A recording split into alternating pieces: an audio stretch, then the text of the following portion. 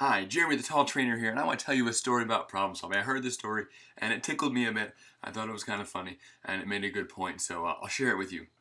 So there are three guys here at the side of a river here, and they're trying to get across. The first guy, he prays for strength, and God makes him strong, and so he gets really strong, and he jumps in the water and he starts swimming. He swims and fights the current, and 2.5 hours later he reaches the other side. The second guy, he prays to be clever, and so God makes him clever, and he builds a raft, and he gets on the raft, and he paddles and paddles and fights the current, and it's on the other side in about an hour and 15 minutes. And then the third guy prays to be a woman, and God makes him a woman, and the woman walks 50 feet down the road and crosses on the bridge and is across in about 15 minutes. So I think it's funny because sometimes my wife Sarah will do that to me. I'll be doing something the hard way, and she'll go, "Why don't you just do it like that?" And I go, "Oh man." But I think a lot of times we do that with our nutrition also.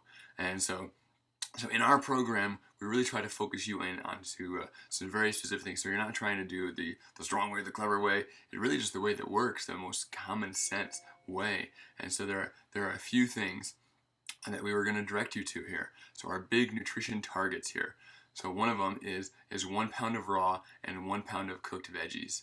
So as we look and follow the research, getting more and more of that. All of these, we're not trying looking for perfection on these. So some people go, "Whoa, that's crazy. That's nuts. Have a pound of each." But we're not trying to go crazy on it. Don't try to be perfect. If you've never had vegetables before in your life, don't try to hit this number. It's okay if you fall short of that. We're working on making progress in these areas. So 1 pound of raw, 1 pound of cooked. One reason why there is the cooked in there is because all raw sometimes is too abrasive on our system. So raw veggies are very strong, and sometimes our body's not ready for that. So 1 pound of raw, 1 pound of cooked, that's 454 grams in a pound. That's going to help make sure you get all your micronutrients, vitamins and minerals that you need. So helping to make sure you get at least that much will get you on the right path there. And getting those will help your cravings, will help the way your body functions, will help so many things. So another goal we have for you is 0.64 to 0.9 grams of protein per pound of body weight. So this is for muscle building. And most of us want to do that in our program. And so for a 150-pound person, that is 96 grams to 135 grams of protein. So people go, "Wow, that's a lot of protein." It is quite a bit of protein, but you could even do that in veggies. It's possible to do. So don't feel like it's outside of your scope. You can hit that. What that does is, one, it helps repair after all the work that we're doing. But the other thing is, it tends to keep you fuller longer. When you have protein in each meal there, it tends to lengthen how long you're full from that meal. And we want to try to stay full throughout the entire day, so having more protein is going to help with that. Half of your body weight in ounces of water is another one of our targets. So a 150-pound person is going to be going for about 75 ounces of water. A gallon is 128 ounces, so there's a little over half a gallon for a 150-pound person. When I talk about water, I like to think about more like a pool. We just moved into a house that had a pool. It just came along with it. It was kind of a nice bonus, but I realized I don't like working on a pool, and it's really hard. But one thing I learned was if you keep the filter running more, it does get less cloudy, and so that's also true with our body. And so if you don't turn the filter on a whole lot, there's a lot of gunk that builds up. And so basically by drinking and peeing and drinking and peeing and drinking and peeing, you've got that filter running. You're filtering things through the kidneys. Your body's going to be nice and clean. So things are going to work well. So make sure you get enough water. Everything works better. A hydrated body is a supple body, is a youthful body. And so you want to make sure you're getting that in, because I know that's important to me. I'm still fairly young, and that's important to me. 7.5 hours of sleep. There's a lot of studies on the 90-minute sleep cycles. That's why it's 7.5 or 6 or 9 on here. My 7.5, as I look at the research for brain health, for the way our metabolism functions, for our emotions, for everything, it seems to keep settling towards that 7.5 is like this prime time amount of time there. Less than that, you tend to be functioning not as good. More than that, you tend to be functioning not as good too. So there's actually kind of a curve that goes with that. So 7.5 tends to be at the good spot. Now, everybody's a little bit different, but we're trying to shoot towards these things. Not trying to be perfect, but shoot towards them. So there's different habits you can try to put in place to get that. And eat some fat still. So a lot of times when people eat their regular meals, they have too much fat. And then when they get on a diet, they take out all fat. and then they have all these cravings, they have all these weird problems. All right, so you need to still have some fat in there. You need to keep track of it, but you still need to have some fat in your diet, in your nutrition there. So about 10 grams per meal. So for most of us, between 40 and 50 grams of fat is needed for the day. So don't cut too much of that out, or else you will end up fungry. It's a funny, funky hungry that my wife and I call it. And so if you're missing that, you will get you'll get a full feeling like you've filled up the space of your stomach, but there's still a need for something. A lot of times that's fat. You didn't get enough fat in that meal. Listen to your body before, during, and after meals. Before the meal, are you actually hungry? Are you just bored? Is there an emotional component to this? During the meal, have you gotten full already? Sometimes people eat so fast that they don't even know that they've gotten full yet. And then after meals, did that food sit well? So you find out if there's any food allergies. Is there a gluten issue, a dairy issue, some other issue that your body is disturbed from that? Does your weight spike up after certain types of food? And so is there an inflammatory response happening?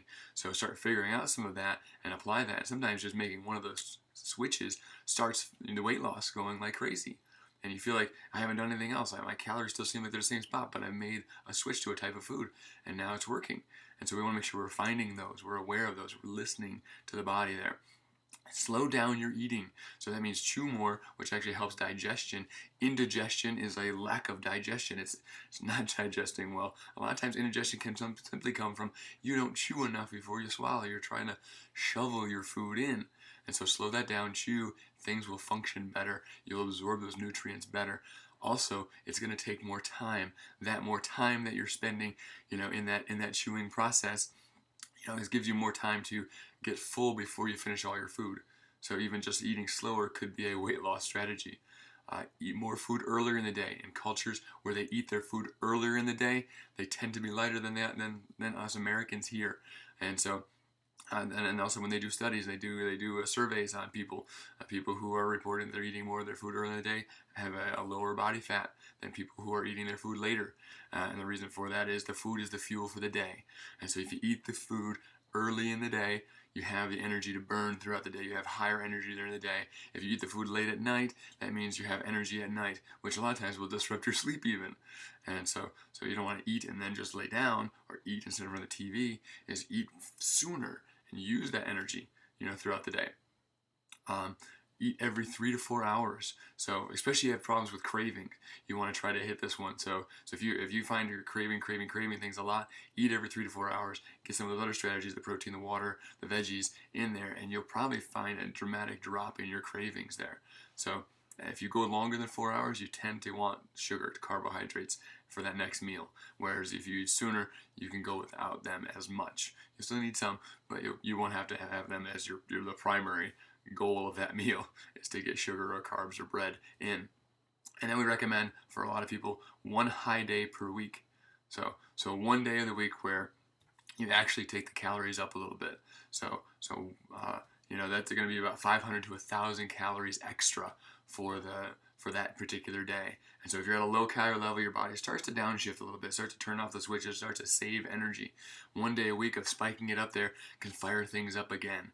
And so a lot of times I find that the dirtier the better, and what I tell our clients. So a lot of times people go, okay, I have a high day, I'll eat more rice and quinoa. I'm like, no, not just that. Like, have some of the foods that feel like you're missing out on, that are maybe sinful to you.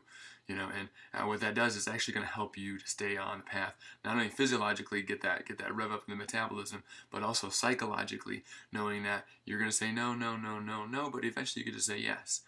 They've done a study where they had people come in hungry. They had cookies in the room. Some people got to eat the cookies. Some people did not get to eat the cookies. And some people were told they got to eat the cookies later. So people got to eat the cookies. They tested their willpower. Obviously, their willpower is very good. They didn't use any of it because they got to eat cookies. So their willpower was great. The people who did not eat the cookies, they tested their willpower. Their willpower was terrible afterwards. They didn't have any stick-to-itiveness after doing that. So they wore themselves out trying not to eat the cookies.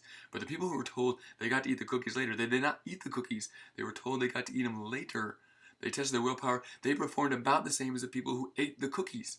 And so, as we're thinking about psychologically here, is if we wait on that We can say no, no, no, no, but we know there's a yes coming. So it's not forever these foods are forbidden. I've got a day where I'm going to have some of those foods.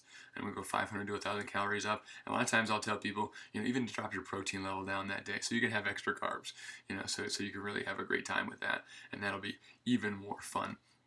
For that day. And those days right afterwards are your maximum fat burning days. So that is one high day alone by itself, not Friday, Saturday, and Sunday.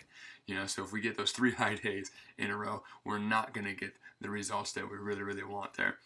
It's actually going to cause us to gain weight. Or if we do 4 days great during the week and 3 days not so great on the weekend, we end up maintaining, and we feel like we should get more, but we also feel like we got what we deserve too, and that becomes very confusing in our brains there. Basically, those are our big nutrition targets that we're trying to aim you guys for towards there. And don't try to be perfect on them. Don't try to do all of them at once, but pick one and start getting better at that. The more of these you have going right for you, the skinnier you're going to be, the healthier you're going to be, the stronger you're going to be, the happier you're going to be. And so begin that process. Don't try to swim across using strength. Don't try to be clever and outsmart and find the latest trick or secret or things like that. Just get some of these basic habits in. And that's the challenge. That is the challenge. Not so much that it's fancy or complicated. It's just that changing habits is hard. And so start one at a time, start small, and begin that process of change. This is Jeremy Burnett saying, have fun, be safe.